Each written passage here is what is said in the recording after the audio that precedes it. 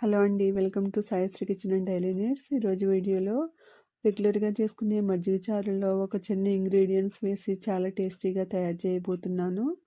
దీనికోసం ఒక బౌల్‌లో 3 టేబుల్ స్పూన్స్ ఆయిల్‌ని వేసి వేడైన తర్వాత 2 టేబుల్ స్పూన్స్ సగ్గుబియ్యం వేసి సిమ్ ఫ్లేమ్‌లో వేయించాలి.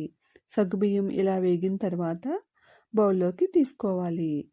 అదే బాణలిలో 3/4 టేబుల్ స్పూన్ మినపప్పు, అర టేబుల్ స్పూన్ జీలకర్ర, అర టేబుల్ స్పూన్ ఆవాలు వేసి సిమ్ ఫ్లేమ్‌లో వేయించాలి. ఇవి ఇలా వేగిన తర్వాత దీనిలో 4, 4 పచ్చిమిర్చిని చీలికలుగా చేసి వేసుకోవాలి. 3 ఎండుమిర్చిని ముక్కలుగా చేసి వేయాలి. ఒక మీడియం సైజు ఉల్లిపాయను చిన్న ముక్కలుగా చేసుకుని వేసుకోవాలి. 4 రెమ్మల కరివేపాకు, కొంచెం కొత్తిమీర వేసి వేయించాలి. దీనిలో పావు టీ స్పూన్ పసుపు, అర టేబుల్ స్పూన్ ఉప్పు వేసి వేయించాలి. వీటినన్నిటిని సిమ్ ఫ్లేమ్‌లోనే వేయించాలండి.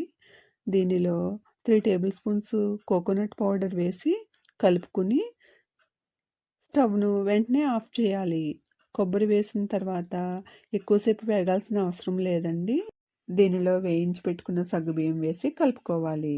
ఒక బౌల్‌లో 3 టీ గ్లాసుల చిక్కని మజ్జిగ వేసుకుని దీనిలో వేయించి పెట్టుకున్న సగ్గుబియ్యం, కొబ్బరి మిశ్రమాన్ని వేసి కలుపుకోవాలి.